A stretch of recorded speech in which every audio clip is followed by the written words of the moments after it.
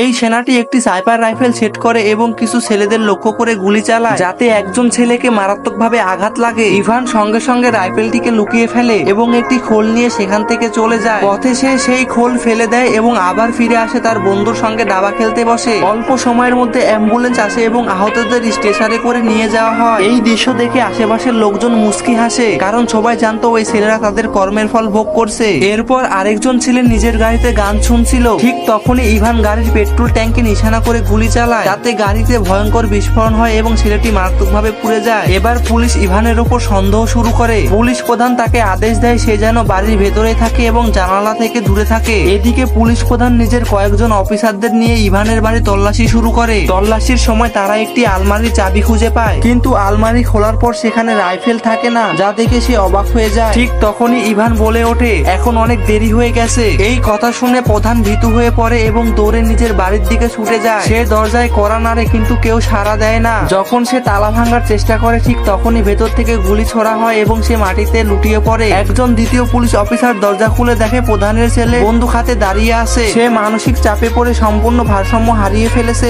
এভাবেই ইভান তার প্রতিশোধ সম্পূর্ণ করে। কিন্তু আপনি জানেন কি ইভান কিসের প্রতিশোধ নিচ্ছিল?